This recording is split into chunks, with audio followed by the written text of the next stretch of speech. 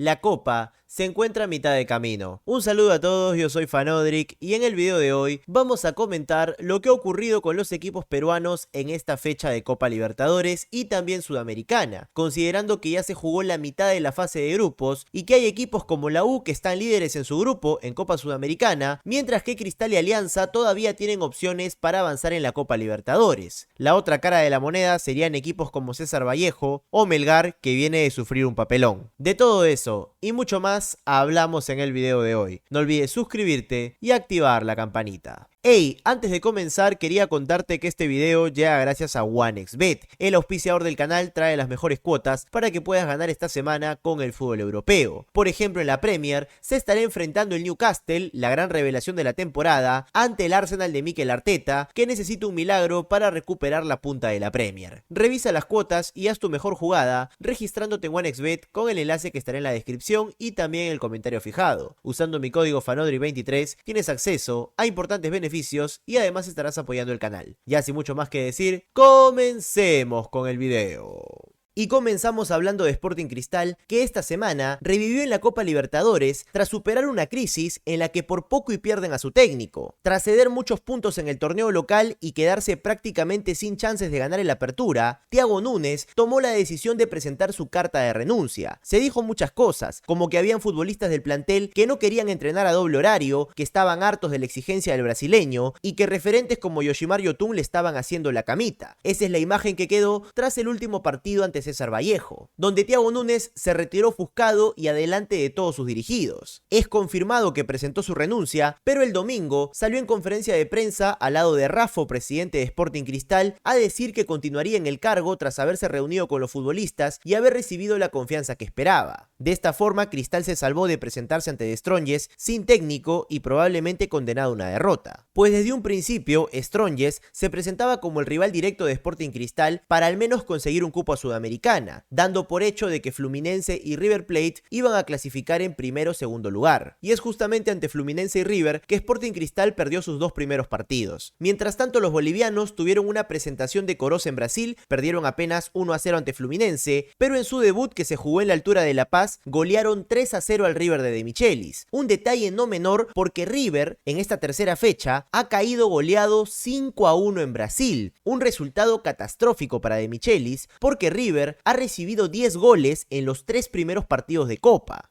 Y la goleada de Fluminense le devolvió la vida a Sporting Cristal porque eran conscientes que el grupo se podía poner muy parejo. Strongest en Lima no tiene la fortaleza de la altura y por ese motivo los rimenses estaban obligados a ganar o de lo contrario quedaban condenados a ser los últimos del grupo. Y los dirigidos por Thiago Núñez lograron dominar a The Strongest, que hoy por hoy es el mejor equipo de Bolivia. Sin embargo, el gol tardó bastante en llegar. Por suerte Sporting Cristal no fue víctima de la presión y a los 79 minutos, Jordi el Niño Lora se encontró con una pelota frente al arquero. Estaba completamente solo y resolvió con una tijera para darle el triunfo a Sporting Cristal, aunque no podría celebrar su golazo de buenas a primeras porque el juez de línea levantó el banderín señalando el offside, el cual parecía muy obvio. Lora había quedado completamente solo y por delante de los defensas. Sin embargo, en la revisión del VAR hubo un detalle que salvó el gol de Lora, y es que la pelota había llegado a sus pies tras un toque de la defensa boliviana. Por esa razón, el offside no existía y Sporting Cristal ganó por la mínima diferencia. De esta forma, la tabla de posiciones en su grupo ha quedado muy pareja. Fluminense como líder absoluto, siendo el único equipo de esta Copa Libertadores que ha ganado sus 3 primeros partidos, y del segundo lugar para abajo, todos tienen 3 puntos.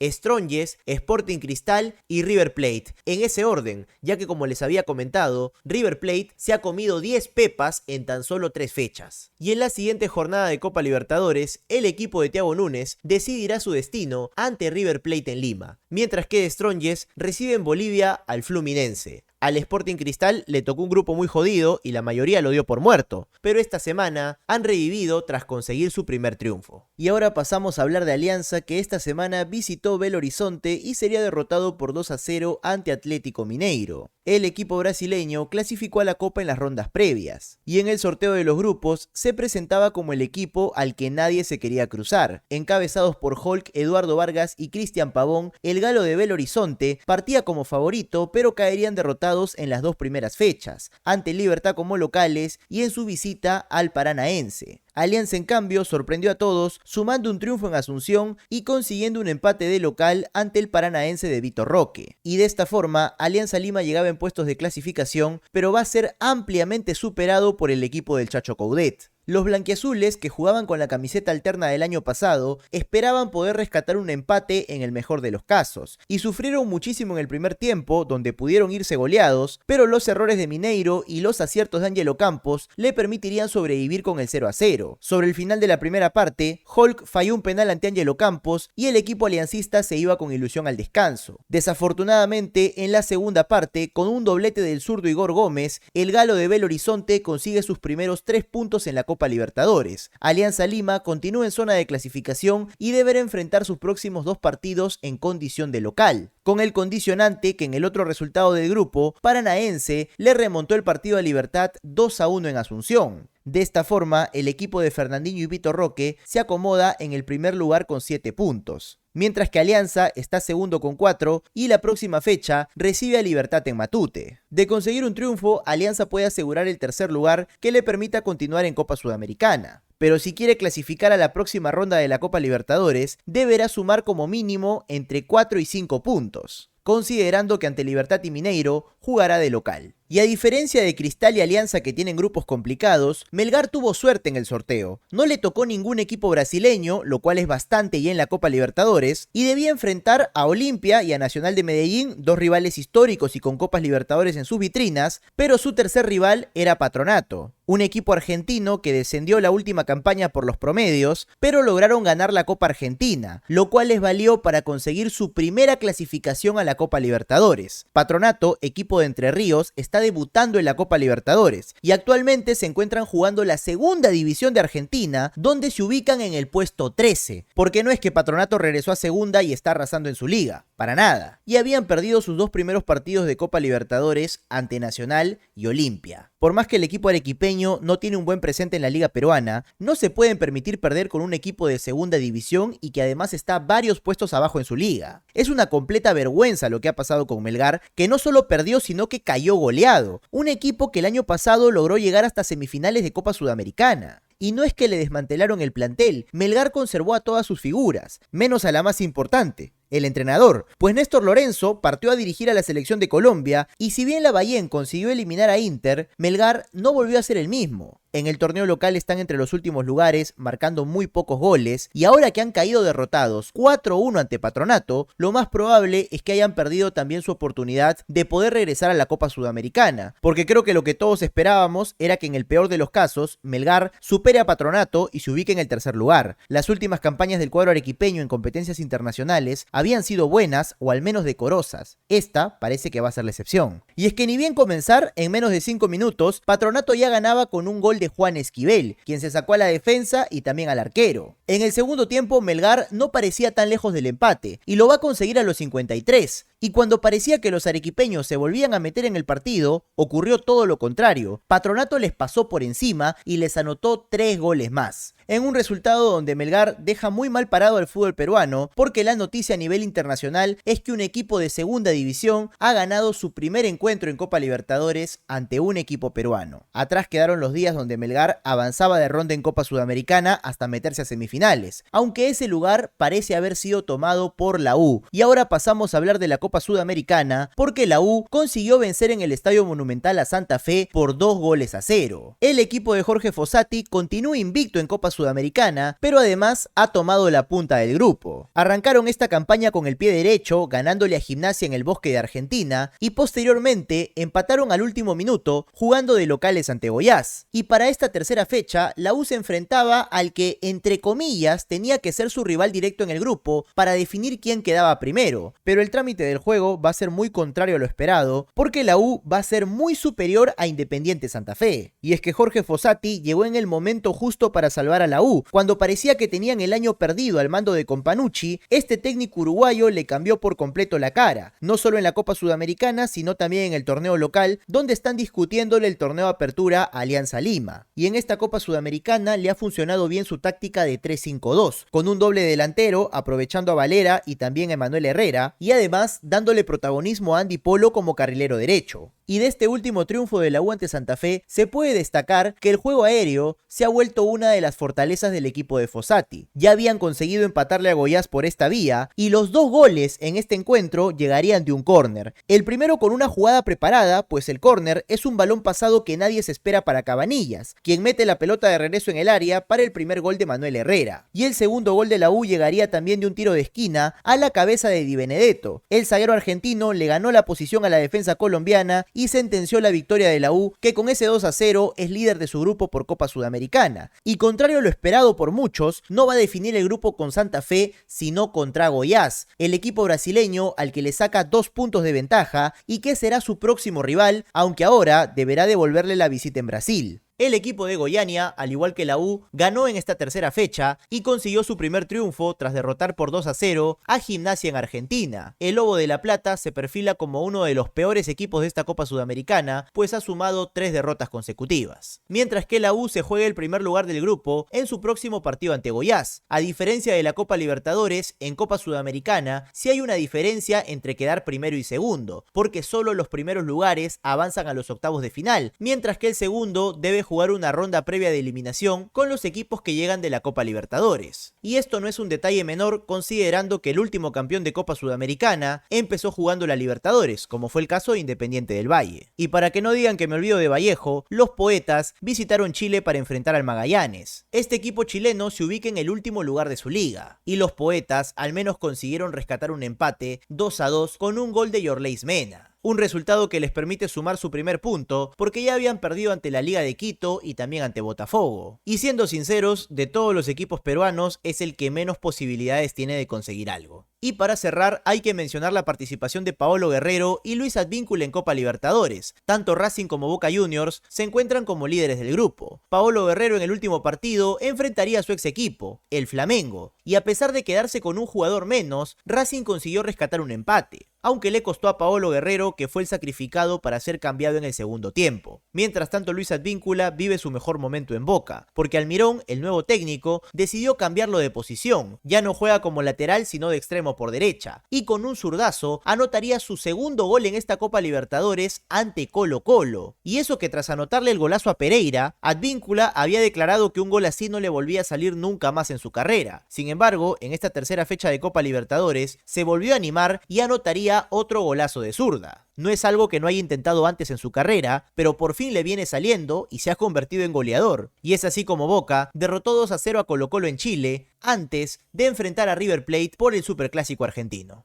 Y bueno, eso ha sido todo por el video de hoy. Muchas gracias por haberme acompañado hasta este momento, haciendo un recuento de lo que fue las 3 primeras fechas de los equipos peruanos, tanto en Libertadores como Copa Sudamericana. Hazme saber en los comentarios si les gustaría otro resumen al término de la fase de grupos o quisieran uno fecha tras fecha. No olvides suscribirte si aún no lo has hecho. En este canal hay contenido variado y aquí hay otras opciones que te podrían interesar. Ya sin mucho más que decir, me despido y conmigo será hasta un próximo video.